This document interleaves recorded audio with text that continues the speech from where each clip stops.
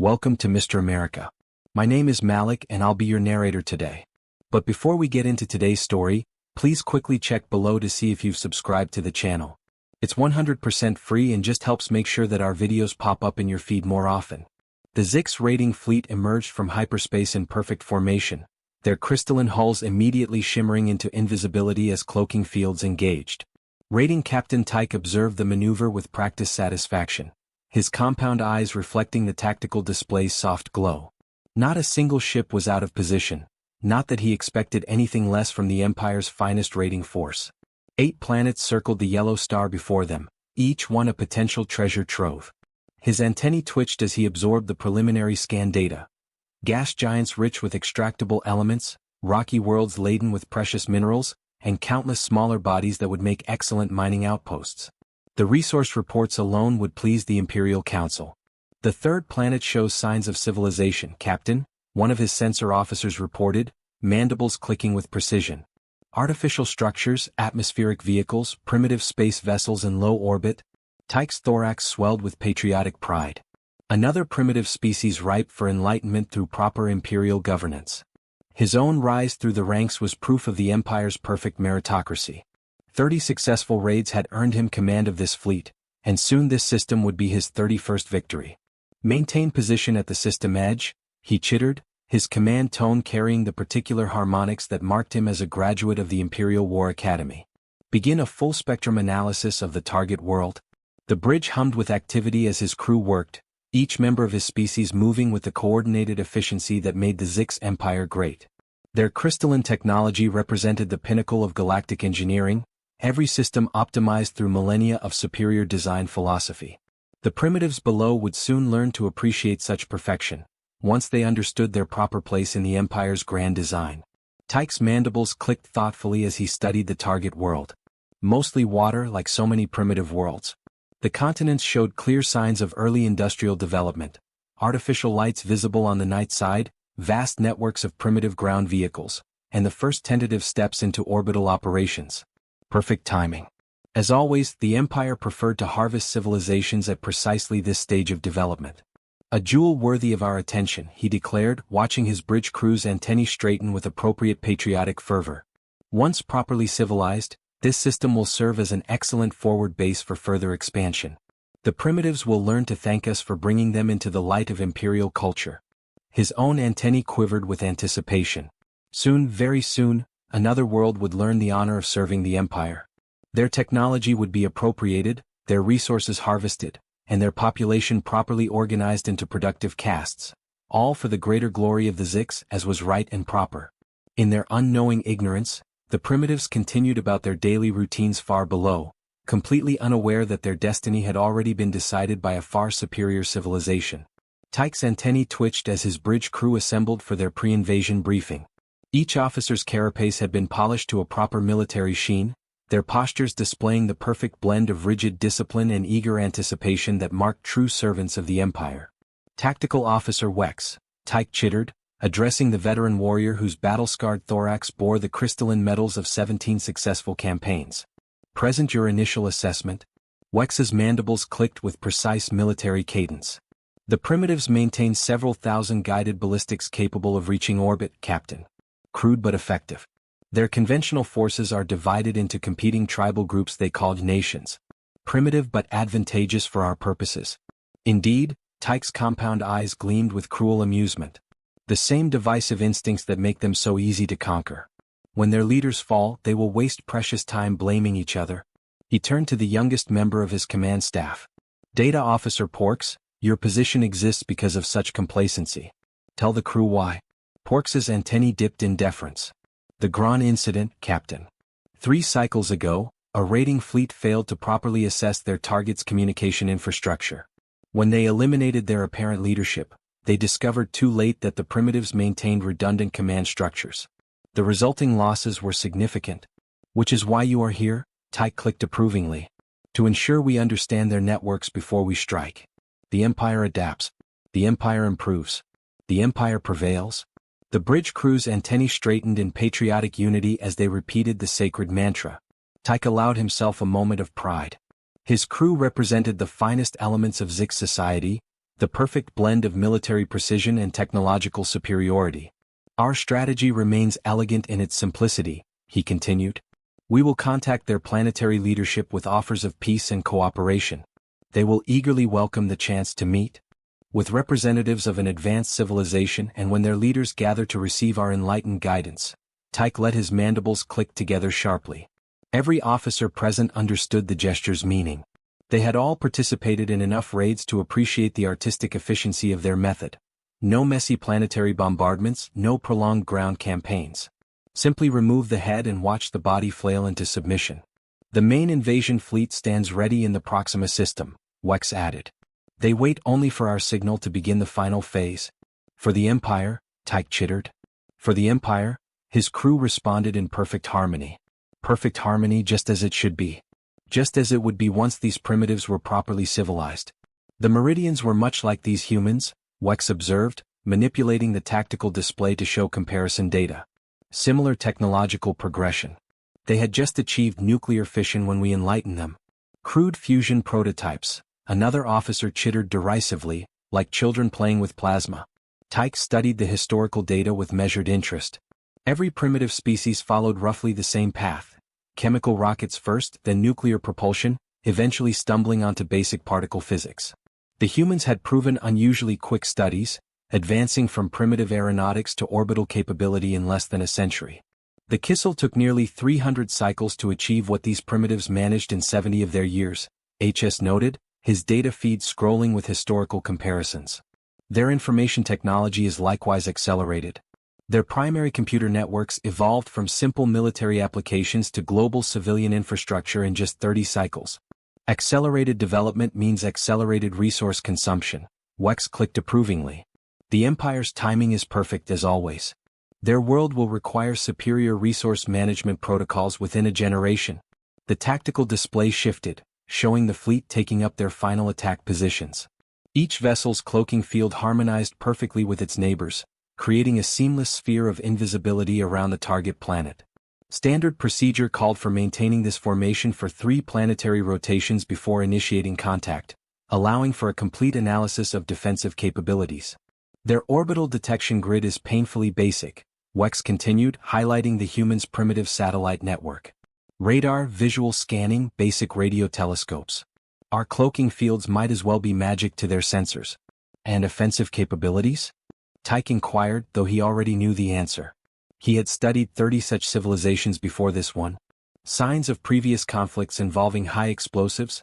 Wex's mandibles clicked with professional disdain. No energy weapon signatures. Only particle accelerators that appear to be for research purposes. Non-weaponized.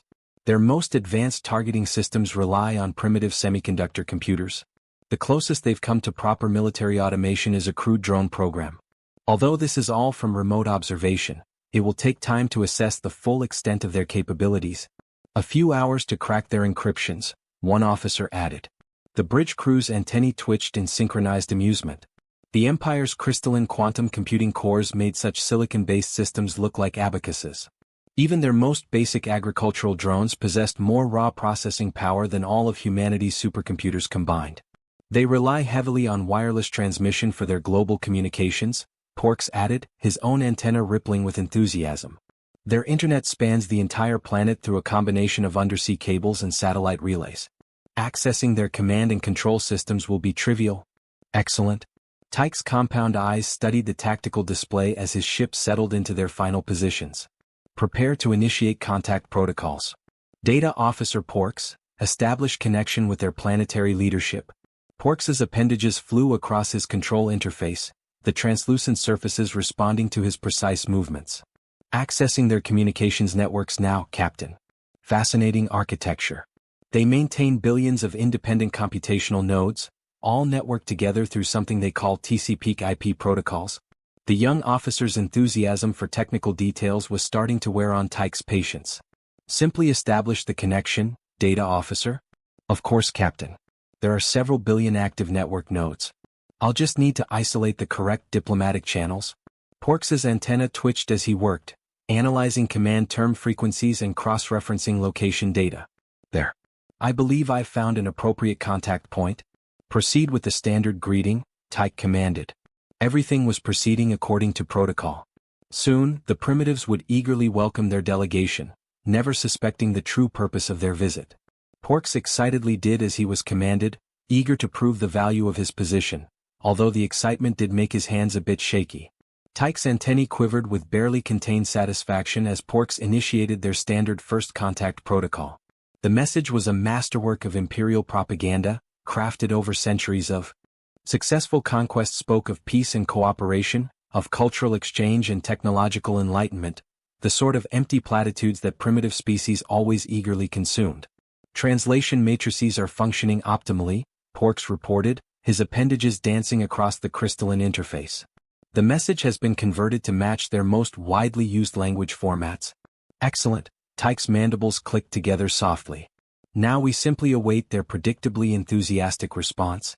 The bridge crew maintained perfect military posture as they waited, each member's antennae occasionally twitching in anticipation. First contact was always a delicate moment, though the outcome was inevitably the same. The primitives would respond with eager acceptance, desperate to learn from their obvious superiors. The response, when it came, was brief, almost rudely so by imperial standards. "We'd love to have you for dinner." Tyke's compound eyes narrowed as the translation appeared on his display. He had expected the usual diplomatic groveling, the standard offers of friendship and appeals to mutual understanding. This response was unsettling. "Data Officer Porks," he clicked sharply. "Verify the translation accuracy." Porks's antennae flattened against his carapace as he triple-checked the results. "Confirmed, Captain. The message is exactly as translated." A strange tension filled the bridge. Tyke noticed Wex's battle-scarred thorax expanding slightly, a subtle sign of combat readiness that the veteran officer probably wasn't even conscious of. The rest of the crew remained rigid, awaiting his response to this unexpected development. "To have us for dinner?" Tyke's mandibles worked slowly, testing the phrase. "They wish to consume sustenance with us?" "That would be the most literal interpretation," Porks offered hesitantly. "Though the phrasing is oddly specific. They wish to have us, rather than simply share a meal." Tyke's antennae twitched as old lessons from the War Academy surfaced in his mind. Primitive species often revealed their true nature through seemingly innocent statements. The grain incident had taught the Empire the cost of overlooking such subtle warnings. "Data Officer Porks," he commanded, his voice carrying the harmonics of military authority, "begin a thorough analysis of all available data regarding these humans' consumption habits. I want to know exactly what they mean by having us for dinner." As his crew rushed to comply, Tyke's compound eyes remained fixed on the translated message. Something about its phrasing nagged at his tactical instincts. In 30 successful raids he had never received a response quite like this one. Perhaps these humans would prove more interesting than he had initially assumed. Porks's antennae twitched erratically as he dove into humanity's information networks. Their data architecture was chaotic, a sprawling mess of interconnected systems that seemed to defy proper organizational standards. But what he found in those networks caused his carapace to grow cold. "Captain," he chittered nervously, "I've begun analyzing their food acquisition and preparation protocols. The results are concerning." Tyke moved to study Porks's data, his compound eyes reflecting the rapid stream of images and text. Porks's mandibles clicked as he continued. "They maintain vast archives dedicated entirely to the consumption of other organisms. Not just basic sustenance documentation, but endless variations on preparation methods. They call it cuisine." The tactical display filled with images that made several bridge officers' antennae flatten in horror. Creatures of every description transformed through various processes involving extreme heat, caustic chemical agents, and mechanical dismemberment. The humans documented each step with disturbing thoroughness. "This archive they call YouTube contains millions of recordings devoted to food preparation," Porks continued, his voice growing more agitated. "They compete to develop new methods of consuming organic matter. They even rate and rank different consumption techniques." Wex leaned in, his battle-hardened demeanor slipping slightly. "Are those members of their own fauna that they keep as companions?" "Yes," Porks confirmed, his carapace shuddering. "They designate certain creatures as pets, forming emotional bonds with them. But they also have some records of consuming the same species. They call these smaller companions dogs and cats.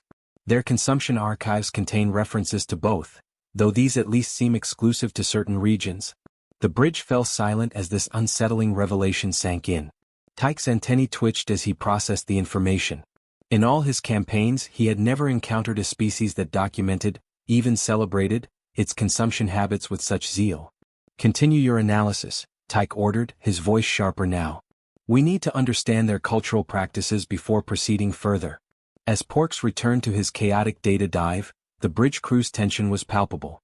For the first time in his career, Tyke found himself doubting the Empire's standard invasion protocols. These humans might not be the predictable primitives he had taken them for. And their unsettling response might have been more than a simple misunderstanding. Information sank in. Even Tyke's mandibles worked soundlessly for a moment. "They form attachments to creatures they also eat," he finally managed. "It gets worse," Porks clicked, bringing up more data. "They deliberately cultivate certain organisms for the specific purpose of consumption. Entire species exist solely to be eaten. They call these livestock and maintain vast facilities dedicated to raising them efficiently." The display showed enormous structures filled with countless creatures, all destined for human consumption. The industrial scale of it was staggering. But the most disturbing aspect, Porks continued, his antennae now practically vibrating with stress, is their obsession with documenting every possible method of preparation. They maintain something called cooking shows, where they compete to develop new ways of processing organic matter into ever more elaborate forms. More images filled the screen, humans enthusiastically displaying various substances they had transformed through their consumption protocols. They seemed to take particular pride in how dramatically they could alter the original organism's form. "This can't be normal behavior for a primitive species," one of the bridge officers chittered quietly. "No," Tyke agreed, his compound eyes fixed on the disturbing displays. "In all my raids, I've never encountered anything like this level of enthusiasm for consumption." Porks's appendages flew across his interface as he continued his research, each new discovery seeming to distress him further. "Captain, I'm finding references to something called competitive eating. They actually engage in ritualized contests to see who can consume the most organic matter in the shortest time period." The bridge crew's collective antennae drooped in horror as Porks displayed footage of these events. Humans cheering and celebrating as members of their species consumed frightening quantities of food in rapid succession. "Keep searching," Tyke ordered, though his own antennae had begun to twitch uncomfortably.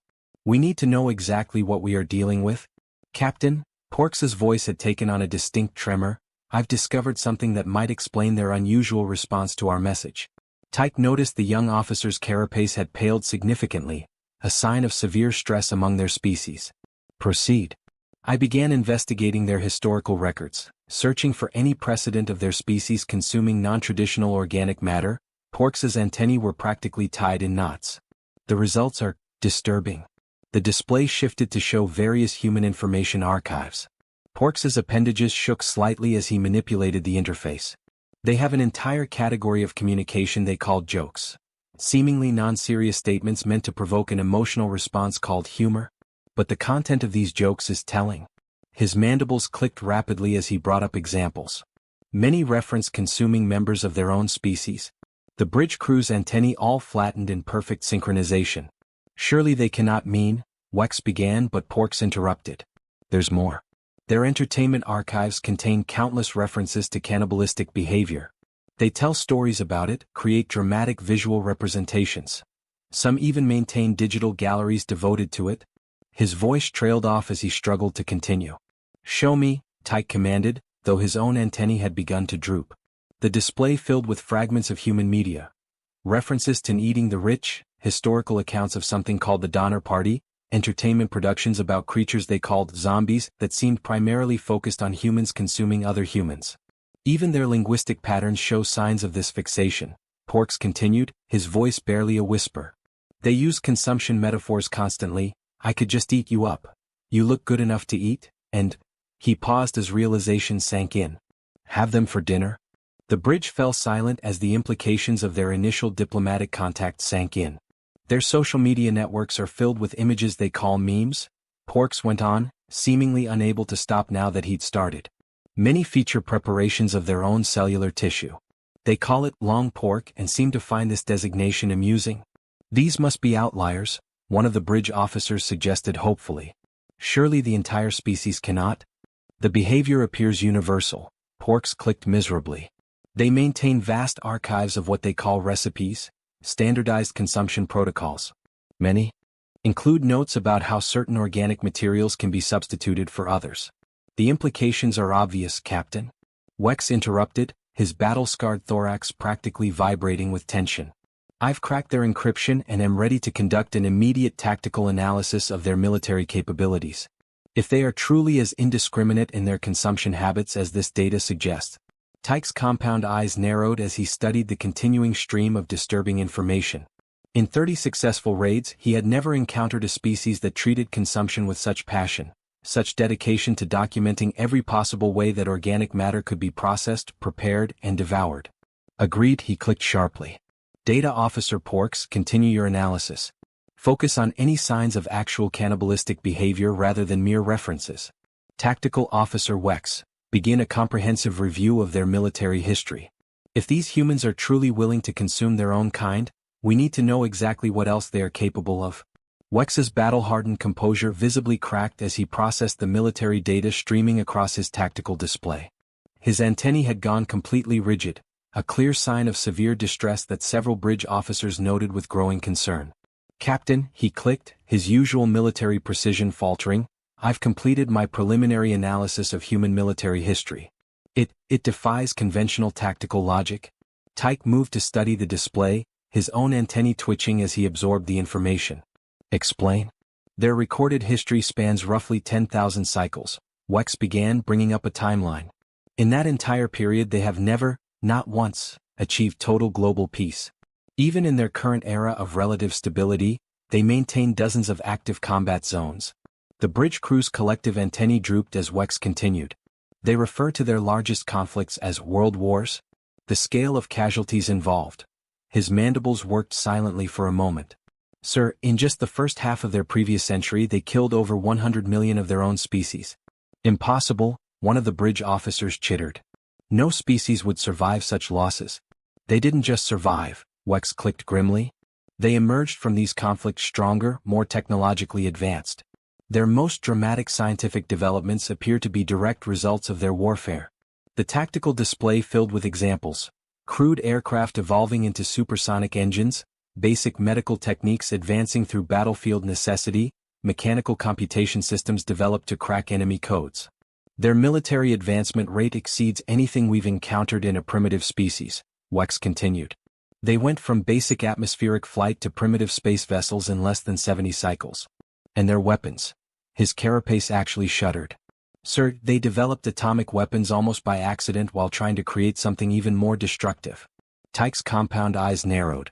Atomic weapons? That technology should be centuries beyond their current development stage.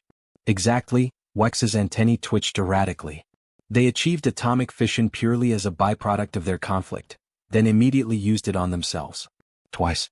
And instead of being horrified by the destruction, they began mass-producing them. The display showed the current count of nuclear weapons on the planet. Several bridge officers' carapaces visibly paled. But the most disturbing aspect, Wex continued, is their approach to combat itself. Most species develop clear rules of engagement, standardized combat protocols. Humans technically have as well, but his voice trailed off as he brought up more tactical data. It is hardly followed. When the chips are truly down, they utilize every possible advantage. He went on. Deception, asymmetric warfare, biological weapons, chemical agents. They've developed multiple combat forms they call martial arts, specifically for killing or incapacitating their own kind with bare manipulator limbs. Porks's voice cut in from his station. Sir, this correlates with my continued analysis of their consumption patterns. They appear to view combat similarly to food preparation, as an art form to be endlessly refined and documented. Their current military doctrine, Wex added, emphasizes something called overwhelming force. When they commit to combat they do so with absolutely no restraint. Their own tactical documents state explicitly that the goal is not just victory but complete domination of their opponents. Tyke studied the data in silence, his antennae drooping further with each new revelation. The scope of human military development was unprecedented for their technological stage. But more concerning than their weapons or tactics was their apparent mindset. They approached war and conflict with the same obsessive creativity they applied to their culinary arts. Captain, Wex finally said, his voice grim, if these humans are as resourceful in battle as they are in consumption, we may need to reconsider our invasion protocols. The apparent willingness of humans to use any means necessary to achieve victory was deeply unsettling. Continue your analysis, Tyke ordered. I want to know everything about their combat capabilities. If these humans are as aggressive as this data suggests. Captain, Wex's voice had taken on an unfamiliar edge of urgency. My continued analysis of their military capabilities has revealed concerning technological developments. More concerning than atomic weapons? Tyke clicked, his own composure slipping. Sir, I believe our initial scans were incomplete, Wex said, his battle-scarred thorax vibrating with tension. He manipulated the tactical display, revealing the unsettling data. Their atomic weapons are far more sophisticated than we assumed. They've achieved miniaturization that should be centuries beyond their capabilities. The display showed various delivery systems. Sleek missiles, orbital platforms, even personal artillery pieces capable of delivering nuclear payloads with frightening precision. And that's not all, Wex continued, his antennae practically vibrating. They are on the verge of practical fusion containment. Their particle physics research is decades ahead of any primitive species we've encountered. They've already built a device that can replicate the conditions of a stellar core. Several bridge officers' carapaces paled simultaneously. Their computer systems, Porks added from his station, while still based on primitive semiconductors, have achieved processing speeds we thought impossible without quantum matrices. They're already experimenting with quantum computation and artificial intelligence. Most concerning, Wex clicked, bringing up more tactical data, is their weapons research. They're developing directed energy weapons, kinetic orbital platforms, and electromagnetic acceleration systems that nearly match our own capabilities. Tyke's compound eyes narrowed as he studied the data. How did we miss this in our initial scans? Their technology is cruder than ours, Wex explained, but far more robust. They emphasize practical functionality over elegant design. Where we use crystalline precision, they employ brute force solutions that work. Somehow. The tactical display shifted to show various human technological achievements. Massive particle accelerators that stretched for kilometers, orbital telescopes that could peer to the edge of the galaxy, probes that had already reached the outer edges of their solar system. Their space program is particularly telling, Wex continued. They achieved their first orbital flight barely 70 cycles ago. Now they're already planning permanent settlements on their moon and neighboring planets. The rate of advancement is unprecedented. And their material science, Porks added, his voice trembling slightly. They've developed metamaterials, room-temperature superconductors, and carbon-based structures stronger than our crystalline composites. They even have preliminary designs for space elevators. The bridge fell silent as the implications sank in. This was not the primitive civilization they had assumed. These humans were on the cusp of becoming a true spacefaring species. Sir, Wex clicked quietly, there's one more detail you should see. The tactical display shifted again, showing what appeared to be research facilities. They're actively working on faster-than-light travel. Their theoretical models are surprisingly viable. Given their rate of technological advancement, Tyke's antennae drooped as he completed the thought. A species this aggressive, this technologically capable, with FTL capability, the implications were staggering. What's worse, Porks chittered from his station, they seem to derive particular satisfaction from proving their scientific theories impossible. Their entire technological history is filled with examples of them achieving things their own scientists claimed couldn't be done. Their favorite phrase appears to be "hold my beer," Wex added. It seems to be a ritual challenge, often preceding their most reckless accomplishments. Tyke's command chair suddenly felt uncomfortably hard against his carapace as he absorbed the full implications of their discoveries. His compound eyes swept across his bridge crew, noting the various signs of distress in their postures. Even Wex, veteran of 17 campaigns, had his antennae pressed flat against his thorax. Let us, Tyke's mandibles clicked uncertainly, review our tactical situation. We face a species that views consumption as an art form, Porks chittered nervously. They document thousands of ways to process organic matter. They eat creatures they simultaneously keep as companions. They make jokes about consuming their own. A species, Wex added, his battle-hardened voice wavering slightly, that achieved atomic weapons as a mere byproduct of pursuing even deadlier technology. Who turned their entire planet into a weapon-filled deadlock because they couldn't stop fighting each other. Their technological advancement rate is unprecedented, another officer noted, antennae twitching. They achieved in decades what should take centuries. And they seem to derive pleasure from proving impossible things possible, Tyke added, his thorax deflating slightly as he considered their standard invasion strategy. My usual protocol relies on eliminating their leadership to create confusion. Sir, Wex interrupted, bringing up more tactical data. Their leadership structure is completely decentralized. Even if we eliminated every major government simultaneously, their military forces would continue operating independently, Wex explained grimly. Their combat doctrine specifically plans for this scenario. And their atomic weapons are on hair-trigger alert, Porks added. The slightest provocation could trigger what they call mutually assured destruction. They maintain this policy intentionally as a deterrent. The bridge fell silent as they contemplated this insanity. A species that deliberately created a scenario where any major conflict would result in their own annihilation? What kind of beings, one officer whispered, designed their entire defensive strategy around the assumption that they would rather destroy themselves than submit to defeat? The same kind that turned their planet's most devastating predators into companions, another officer clicked quietly, and then named them Spot and Fluffy, while still occasionally eating them. Tyke's antennae drooped as he realized the full magnitude of their situation. If they proceeded with their invasion, the best-case scenario was facing a species that would rather trigger planetary annihilation than surrender. Worst case, his carapace shuddered as he recalled their initial contact. We'd love to have you for dinner. The humans didn't just document endless ways to consume organic matter. They actively sought out new things to eat, new preparation methods to try, new experiences to add to their endless catalogs of consumption. What would they make of Zishin biology? Would humanity's insatiable drive to experiment with food lead them to? He couldn't even finish the thought. Plot a retreat course, he commanded suddenly. Maximum speed to the Proxima rendezvous point. But sir, one of the junior officers protested, the Imperial Council? We'll understand completely once they review our findings, Tyke clicked sharply. This species is too dangerous.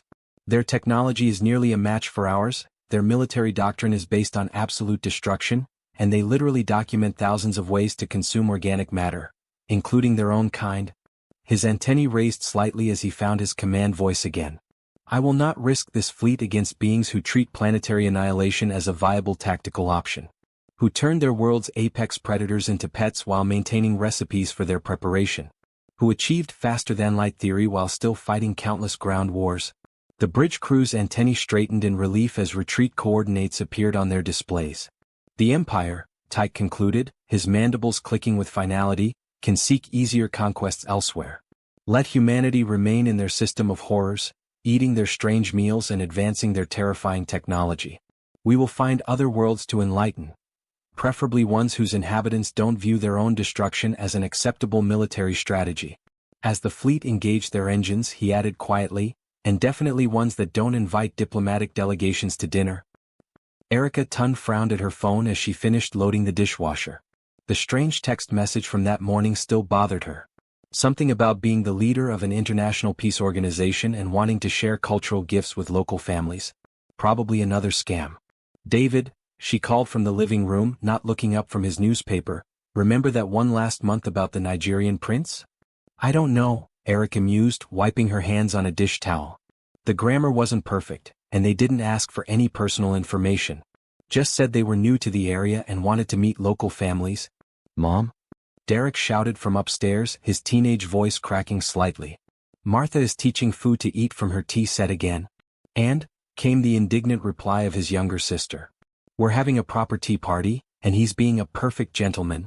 Erica smiled as she heard the old golden retriever's tail thumping against the hallway wall. At least someone was enjoying the tea party.